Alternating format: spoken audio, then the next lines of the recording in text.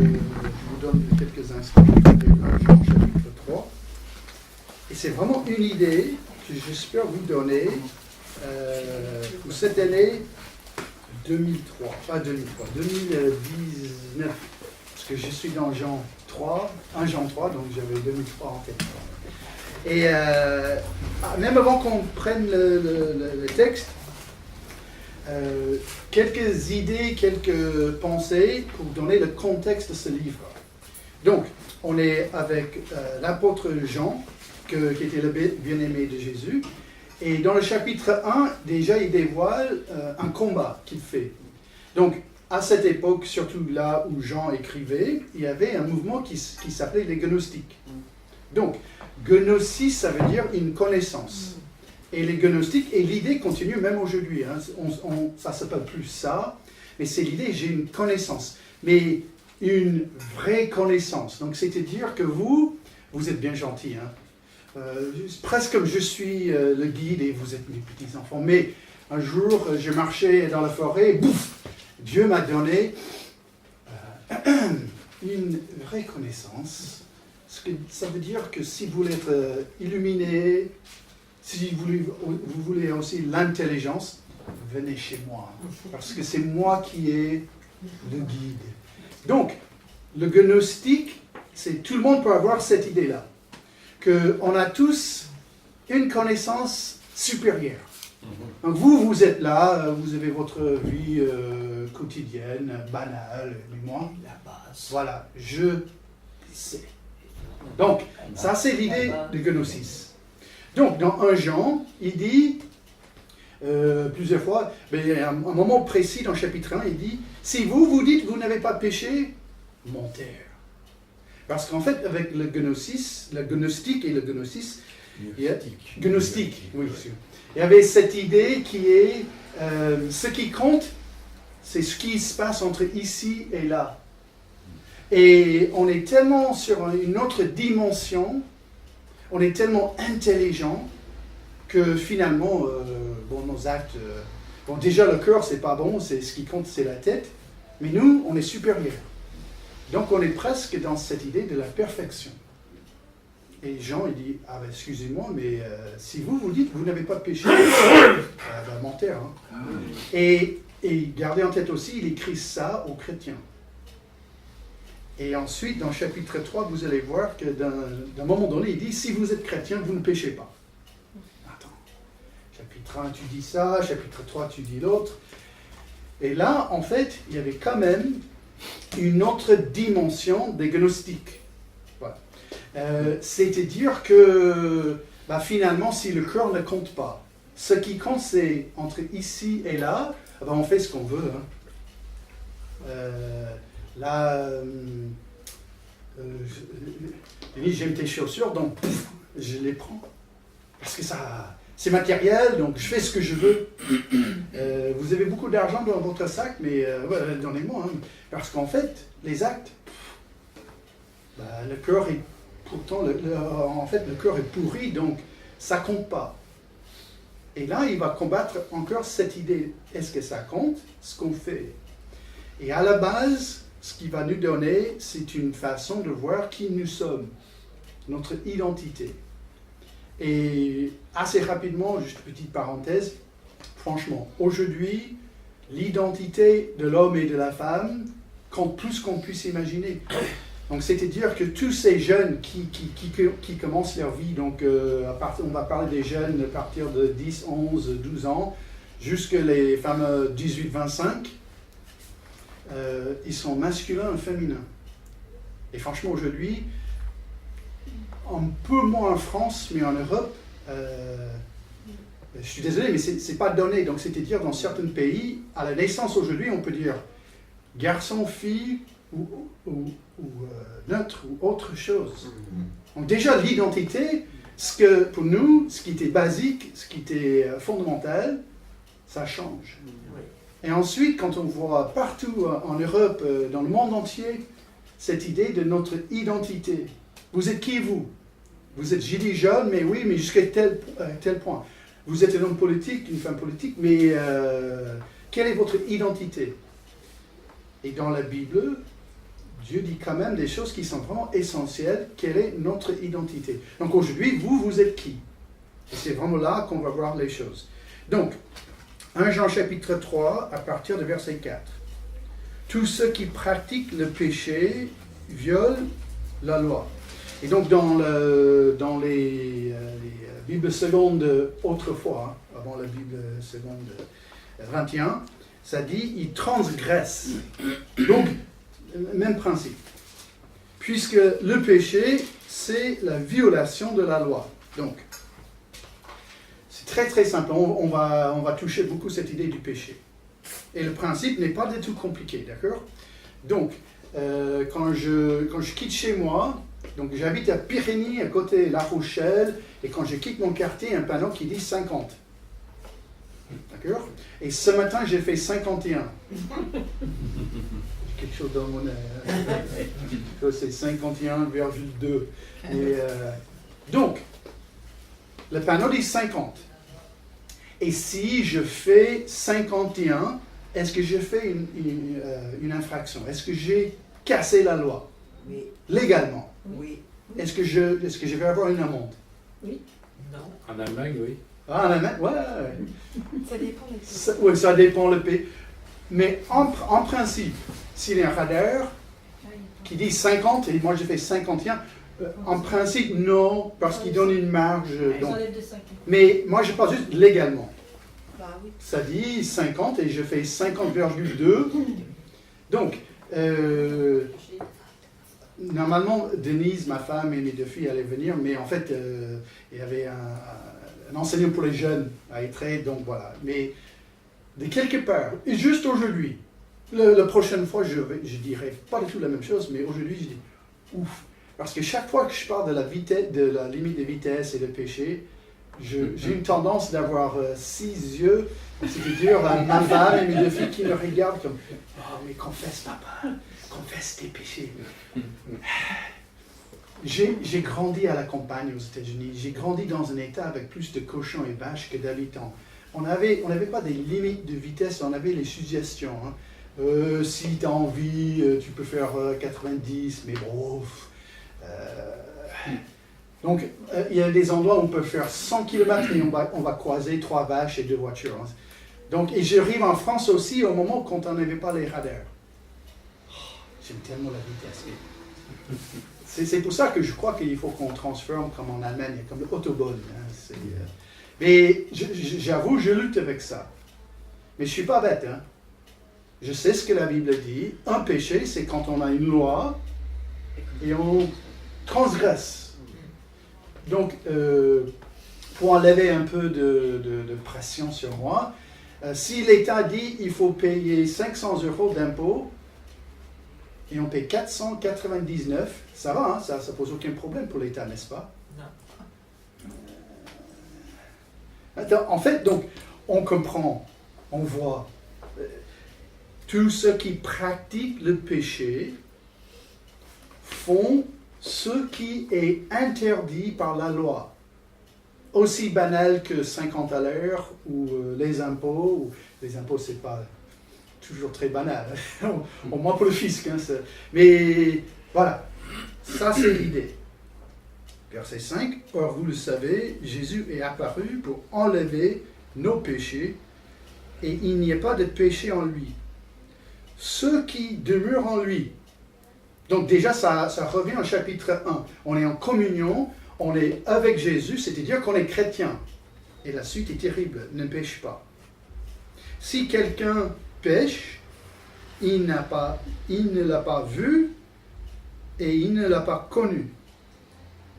Deuxième difficulté là.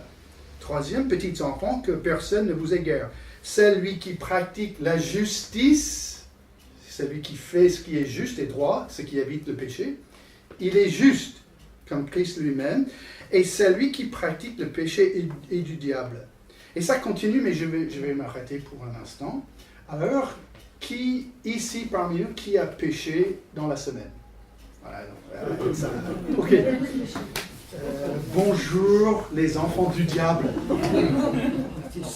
Non, mais ça, je vois deux choses. Il n'y avait jamais même pas pour 3 secondes, quelqu'un qui m'a dit « Oh, je croyais que tu es véritablement français. Hein. Je croyais que tu as un accent de Paris. » Jamais. Hein. Et à ce jour, il n'y avait jamais quelqu'un qui a dit « Ah, c'est du français, je croyais que c'était du chinois. » Je suis un peu entre les deux. Hein. Il y a personne qui pense quand je parle français que je parle chinois et personne qui pense que je suis né à Paris. Je suis à mi-chemin. Mais je comprends ces mots-là. C'est-à-dire, je n'ai pas un triple doctorat du français et je ne suis pas un imbécile. Pas trop. Et je comprends ces mots-là. Je sais lire le français. C'est lui qui pratique le péché du diable. Donc, une petite histoire. Je me souviens, mais comme aujourd'hui, hein, à 12-13 ans, en début de mon adolescence, j'avais un moment de culte personnel, je lisais la Bible, mes parents m'ont proposé ça, et ils ont encouragé cette pratique. Et à un moment donné, je suis tombé dans ce passage-là. Et ça m'a fait presque trembler, parce qu'à 13 ans, hein, je n'étais pas le pire, je n'étais pas le meilleur, hein, mais ben Marc, tu es en difficulté là. Ceux, les chrétiens qui demeurent en Christ, ne péchent pas. Et celui qui pratique la justice est juste, celui qui pratique le péché du diable. Verset 9, quiconque est né de Dieu ne pratique pas le péché, parce que la sémence de Dieu demeure en lui. Il ne peut pas pécher parce qu'il est né de Dieu. Et ensuite, quand à ce moment-là, je me suis tourné de nouveau au chapitre 1 qui dit, celui qui dit qu'il n'a pas péché, c'est un menteur. Cette Bible est compliquée. Hein? Mais grâce à Dieu, et quelques grosses têtes de la Bible, j'ai trouvé ce que moi je vois comme une solution de ce passage qui est parfois un peu compliqué. Mais à la base, l'explication n'est pas du tout compliquée, mais pas du tout. Hein. C'est-à-dire que quand ça a été écrit par Jean, il a pris une langue très précise qui était une langue du peuple. Hein. À cette époque, il y avait 2 types de Grecs. Le classique, pour les grosses têtes, et le croix du nez, qui était pour le peuple. Une langue commune. Et là, ce qu'il a dit est ultra facile à comprendre quand on dit celui qui pratique 2 fois, 3 fois, 4 fois, et aussi la grammaire qui est employée ici. Il emploie un mot qui veut dire de pratiquer quelque chose habituellement, continuellement. Donc déjà c'est dans le mot, mais c'est surtout avec le temps qui est employé là, le temps présent continu. Donc c'est-à-dire si on remplace le mot avec pratiquer, ou on ajoute pratiquer habituellement. Celui qui demeure en Jésus ne pêche point, d'accord? Mais verset 7. Celui qui pratique la justice, celui qui pratique habituellement, continuellement, tout le temps, il est juste. Celui qui pratique le péché, donc c'est-à-dire quelqu'un qui est en train toujours, sans cesse, habituellement, de faire le mal, il est quoi? Il est du diable. Quiconque est né de Dieu, donc un enfant de Dieu, un chrétien, qu'est-ce qu'il fait? Il ne pratique pas habituellement, continuellement, non-stop, tout le temps, le péché. Celui qui ne pratique toujours, continuellement, sans cesse la justice, n'est pas de Dieu. Et quand j'ai lu là pour la première fois cette explication, j'étais toujours ado, mais j'étais un peu plus âgé. Parce que j'ai commencé à voir mon identité en Christ. Qui est quoi? Que j'avais une habitude, qu'il existait en moi même un désir de faire continuellement, habituellement, constamment, la justice. C'était le souhait, et progressivement, comme Denise a prié, progressivement, j'ai vu ça aussi en moi. C'est-à-dire, et je ne peux pas dire que je suis très fier de cette histoire, mais en tant qu'ado, autour de 14-15 ans, je ne sais pas pourquoi, mais j'ai commencé vraiment à m'exprimer avec les gros mots, mais tout le temps. Tout le temps. Sauf à la maison, où là j'étais l'ange. Et à l'église aussi, hein. Mais à l'école, c'était chaud. Et à 16 ans, après j'ai tout essayé, oh Dieu, ça m'embête, ça m'embête, vous voyez, mais c'était tellement habituel, j'ai commencé à prier. Je dis, mais Dieu, enlève ça de moi. Et il a fait, hein, par la puissance de Dieu. Parce qu'en fait, la réalité, c'est quand j'étais en train de dire ces gros mots, il y avait une conviction dans mon cœur qui me mangeait, qui me mettait tellement mal à l'aise. Preuve du Saint-Esprit. Qu'en moi, il y avait un désir de pratiquer la justice, d'éviter le péché, que mon identité était complètement liée avec Jésus, que j'ai été à ce moment-là un vrai chrétien, tout en disant les gros mots, qui, c'est pas le pire et c'est pas le meilleur. Et d'ailleurs, Jésus-Christ a été cloué sur la croix de Calvaire à cause de mes péchés et mes gros mots. Donc c'est quand même grave. Mais par ce désir, par cette envie d'avancer, de faire du progrès, en même temps, dans ma vie, j'ai vu une preuve. J'ai vu l'évidence de mon identité en Jésus. Donc, comment on va prendre tout ça? Celui qui demeure en lui ne pêche pas, celui qui pratique la justice est juste, celui qui pratique le péché est du diable et tout ça. Donc, je vous donne un petit devoir. Hein. Bon, ça sera juste dans la tête, mais imaginez, juste pour un jour, je prends, autrefois quand je donnais cet exemple, je disais, je prends un caméscope. Mais là, je prends un portable, hein, les choses changent. Hein. Mais je vais filmer votre vie pendant 2 jours. Mais non-stop. Donc, c'est-à-dire, au même temps, je vais filmer votre vie, je crée un appareil qui va lire vos pensées. Parce que ça me plaît. Hein, Non, ça ne me plaît pas trop. Pour moi, non. Pour vous, d'accord. Hein, Mais, donc, à la fin de 48 heures, vous êtes qui? Et en fait, on voit un principe de la vie, d'accord? Donc, je suis adulte, hein, mais je vais chaque matin à l'école, je me lève, je parle aux jeunes qui sont devant moi, je suis à l'école et je parle devant les enfants, je suis un professeur, instituteur, enseignant. Hein. Ça te parle un peu, hein? Je vais chaque matin dans un cabinet où, à tour de rôle, il y a des gens qui entrent dans mon bureau, qui se plaignent d'une maladie, d'un problème, d'un pépin. Je suis un docteur, médecin, voilà. Hein? Dans la vie, on a la même chose. Hein? Si moi je vous dis que, bon, j'ai comme titre, mon travail, je suis un pasteur. Par contre, vous ne savez pas, mais j'ai regardé beaucoup de vidéos sur YouTube et je sais faire des petites opérations sur le cerveau. Donc si le médecin demande trop d'argent, venez chez moi, hein, je peux couper dans votre tête. Ça vous intéresse? Non, pas trop. Hein. Parce qu'il n'y a aucune preuve que j'ai cette identité. Quand on fait quelque chose, quand on pratique quelque chose, ça dévoile notre identité. C'est dans la vie, il y a une vérité, et c'est exactement ce que Dieu dit ici. La personne qui est constamment, habituellement, normalement en train de faire la justice, il est juste, il est chrétien. Et la personne qui fait sans cesse, habituellement, continuellement, le mal, il est du diable. Donc,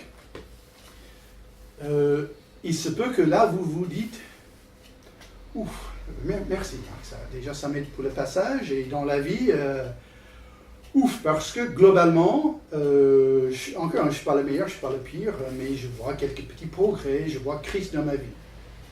Mais pour quelqu'un d'autre, vous pouvez vous dire, ah ben merci, hein. Ben là maintenant je suis complètement dans la confusion parce que je passe un moment de ma vie où c'est pas trop fort, j'ai envie, mais je suis comme Paul, hein, ce que je veux faire, je ne fais pas, et ce que je veux éviter, me voilà. Il se peut que vous êtes là. Heureusement, le passage ne s'arrête pas au verset 10. Hein. Ça continue, parce qu'il y a un autre élément pour votre identité. Verset 11. En effet, le message qui vous a été annoncé, et que vous avez entendu dès le commencement, c'est que nous devons nous aimer les uns les autres. N'imitons pas Caïn. Il était du mal, il a tué son frère, et pourquoi l'a-t-il tué? parce que sa manière d'agir était mauvaise, tandis que celle de son frère était juste. Donc, on va prendre 2 secondes pour voir ce passage. D'abord, je vais vous poser une question piège. C'est dans le passage, mais ce n'est pas évident. Comment, donc c'est-à-dire quelle méthode, comment Caïn a tué Abel? Il a étranglé. Il a égorgé. Avec un bâton. Un bâton, égorgé, étranglé, Avec ses mains. avec ses mains. Par l'esprit. Par l'esprit. Par la parole. Physiquement, comment il a tué son frère? Avec un poignard. Avec un poignard, Une pierre peut-être. pierre. Il y avait un moment là, j'ai posé cette question aux enfants. Fusil de chasse? Ah Non, je crois pas. Non, non. Il lui a sauté dessus. Tu as raison. Ah. Mais tu as dit 2 choses, donc Il lui a sauté dessus, il l'a égorgé. égorgé. C'est ici dans le passage. D'accord? Non. Sauter dessus. Il a tué son frère. Bon. À l'époque de Jésus, il y avait une Bible de l'Ancien Testament, et cette Bible de l'Ancien Testament était traduite en grec. Et traditionnellement, on dit que ça a été traduit par 70 sages ou 70 hommes éduqués, donc la Bible s'appelle le Septante. Et cette Bible, donc c'est l'Ancien Testament, avec tous les mots de l'Ancien Testament traduits en grec. Et ici, on a un mot qui est tué, et c'est exceptionnel, c'est pas le mot normal pour tuer quelqu'un. C'est littéralement le mot pour couper la gorge. Et ce mot ici, à chaque fois qu'on voit les sacrifices de l'Ancien Testament, où on a égorgé quelque chose, un animal, on a ce mot-là. Et en fait, quand on cherche ce mot-là, ça veut dire que ça. C'est pas égorger plus d'autres, c'est uniquement ça. Donc, avec ça en tête, on va revoir cette histoire de Caïn et Abel. Donc, Dieu dit aux 2 frères, à travers Adam et Ève ou face à face, je ne sais pas trop comment ça s'est passé, mais les frères savaient, Dieu veut un sacrifice. Il veut une offrande. Donc, il y avait un frère qui donne le sacrifice d'un animal égorgé, tué, et Caïn qui donne ses fruits et ses légumes. Et Dieu n'a pas accepté son sacrifice. Donc, la suite n'est pas mot à mot dans la Bible, je crée dans ma tête. Mais on voit qu'il a agi d'une manière mauvaise. Il est là, ah ben Dieu ne veut pas mon sacrifice, mais c'est ça mon Dieu. Mais qui a été accepté? Mon frère. Hein? Et c'est toujours lui. Ah ben lui, hein, il est préparé de maman, en fait. Quand maman, quand elle donne à manger, il a toujours la grosse portion. Et on voit avec les parents, ils sont toujours de son côté. Oh, ça m'énerve. Ah ben Dieu, tu veux un sacrifice de sang? C'est ça que tu veux, Dieu? Ah ben je vais te donner du sang. Donc, et encore, la suite, je ne sais pas comment penser ça autre que cette idée-là, mais il a dû prendre son frère, et à ce moment-là, est-ce qu'il a regardé Dieu? Hein? C'est ça que tu veux? C'est ça que tu veux, un sacrifice de sang? Ah ben je vais te donner du sang. Ce qu'on sait pour certains, qu'il a égorgé son frère, et après la Bible dit que Dieu, quand il a confronté Caïn, il a dit, le sang de ton frère crie. C'est-à-dire, en couple là, ça va beaucoup saigner jusqu'à la mort. Donc c'est logique tout ça. Dans l'idée que voilà, dans sa colère certainement. Mais à la base, c'est quoi? À la base, Dieu, il a créé, selon Romains chapitre 3, je crois, ou 2, une conscience en chacun de nous pour déterminer le bien et le mal. Moi, j'ai du mal à penser qu'aucune personne sur la planète pense que c'est une bonne chose d'égorger son frère. Je ne crois pas. Hein.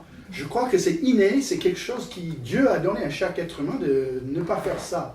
Et qu'est-ce qu'il a fait? Exactement l'opposé de ce que Dieu veut. Parce qu'avec Caïn, on voit plus que l'acte, on voit son attitude. Confronté avec le bien et le mal, il a dit quoi? Il a dit, ça m'est égal. C'est moi qui compte. Je suis en colère avec mon frère, donc, parce que je peux. Je fais ce que je veux, Et je m'en fiche royalement de ce que Dieu veut. Son attitude, qui est, non, moi je ne cherche pas la justice, je cherche ma volonté. Je cherche exactement ce que je veux. Même si je sais que ce n'est pas une bonne chose, peu importe. Il dévoile son identité aussi, pas juste avec ses actes, mais avec son attitude. Et parfois, l'attitude compte même plus que les actes. Ah oui. Parce qu'on va chuter. J'ai déjà posé la question, qui n'a pas péché dans la semaine, et personne ne pouvait pas dire « Ah non, moi je suis parfait depuis 2 janvier, franchement. Bravo à moi, mais bon.